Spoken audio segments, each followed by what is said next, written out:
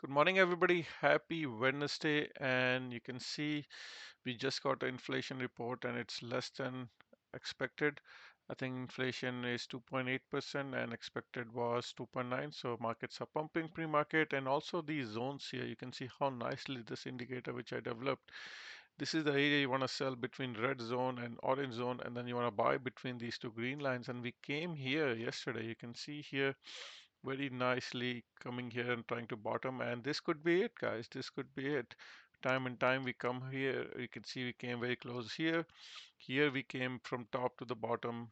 This dump from sell zone to the buy zone was almost 11%, and that's something which we are getting here. I think in you can see here from top to the bottom we have almost 10.5% dump, and if you want to take from here, from top to the bottom, it's almost similar to more than, I would say 10% again. So this is it. And most likely market should bottom here, in my opinion. Let's take a look on basically daily chart, and look, you can see here what's happening on S&P 500. Very, very oversold. You can see very rare this occasion of light red background. You can see here we usually last two times we bottomed and we are below 200 moving average. So at minimum we are going to expect a back test of this yellow line, because we had a gap down as well on these futures. You can see this day here we had a gap down and this gap is still not filled. So at minimum, even if it is a dead cat bounce, which I think it's not, but at minimum we are still looking for, we are already up 1%, so still looking from here almost 2.5% rally to at least backtest this blue line, and then if everything is good it will probably close above that and then keep continuing going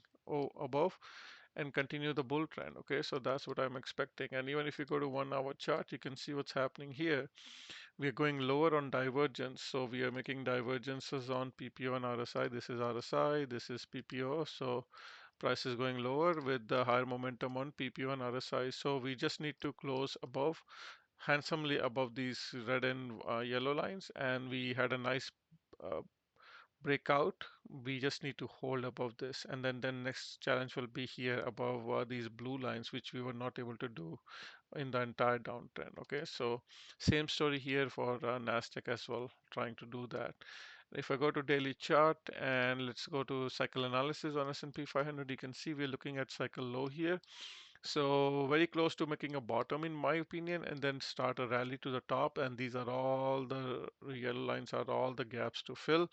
So I'm very confident we will have a rally, resume a rally in the top side. And Nasdaq also, you can see bigger gaps here. So even from the day it closed yesterday, undecision candle indecision, and probably if the decision is to go to upside, first gap is 3.69% away, second gap is 6% away. So looking for a rally to start filling some of these gaps. Dow Jones again came very close to filling this gap, still not fully filled, but anyhow, 7 counts buy signal. So trying to again rally to fill some of these gap.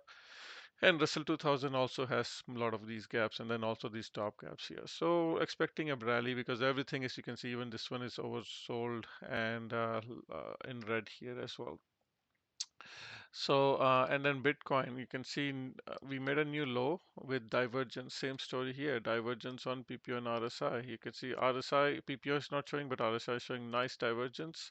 And we really need to close above, we can draw a trend line like here, and we really need to close above this trend line. Or we can delete this and then have this yellow line, which is 50 EMA daily on your chart, and then let's try to close above that.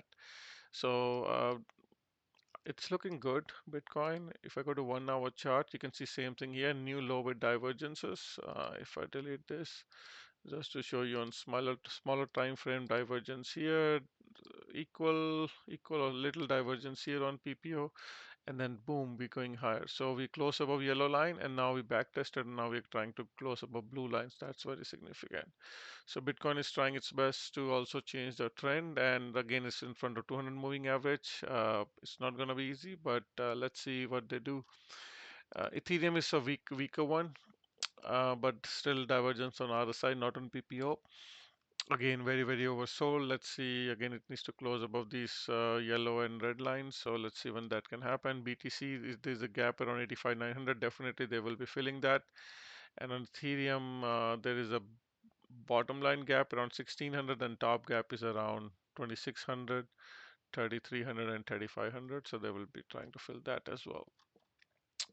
Okay, so let's keep moving on to other indices. Toronto Stock Exchange near 200 moving average, so probably this could bounce from here as well. China is very strong by the dip here. Bond market is also in front of some nice support here near white line and yellow line, which is 20 and 50 moving average. TLT is going to do same thing. Actually filling this gap. We had a gap up yesterday. Now I'm trying to fill that gap. And in terms of commodities, you can see oil is trying to make a bottom here and in nice support area, green line. So also had a green buy signal, 9 counts buy signal. So trying to move higher. Natural gas by the dip, looking for a little bit more downside and then again massive rally. Just remember some of these gaps which are here. KOLD by the dip, again holding very strong, not doing much but holding nicely. Silver again trying to make a new high. But still some divergence. Let's see if it can continue going. This is copper, new highs with divergence, but again by the dip, there are a lot of support under it. Sugar finally, again, still a good time to buy sugar. I think they're trying to fill this gap around 19.68. Wheat, after touching this trend line multiple times, this trend line holding very nicely. Every time it comes here, it holds and bouncing. Copper, sorry, this is corn again in front of some blue lines, 200 moving average. If it comes back here, look to buy there. And then dollar break down yesterday below this, but now again trying to recover. Let's see if it can recover and continue going. In terms of stocks, everything is yesterday was little rally, but again still way far from the top. So you can still buy anything you like. Tesla is trying to bottom and trying to fill some of these gaps. Apple is also trying to fill divergence, new low with divergence on Apple as well. Meta, Facebook near 200 moving average with multiple gaps to fill to the top side. Netflix also has a huge gap to fill. So there's still a lot of opportunity, a lot of potential for these stocks to rally. And you can see all these Microsoft, CrowdStrike, ServiceNow, NVDA, gaps everywhere, guys, gaps everywhere. So AMD also now trying to recover. So let's see a rally. We need a huge rally actually, and that could be to start today. You can see SOXL and FNGB are up almost 6%. Let's see how far this goes. VIX filled all the gaps. Yesterday it filled 27 gap. Day before yesterday, again it touched yesterday, and today could be the time it will start to crash and market will bottom very soon. In my opinion, you can see it should bottom soon and start the rally. So that's what I'm expecting for.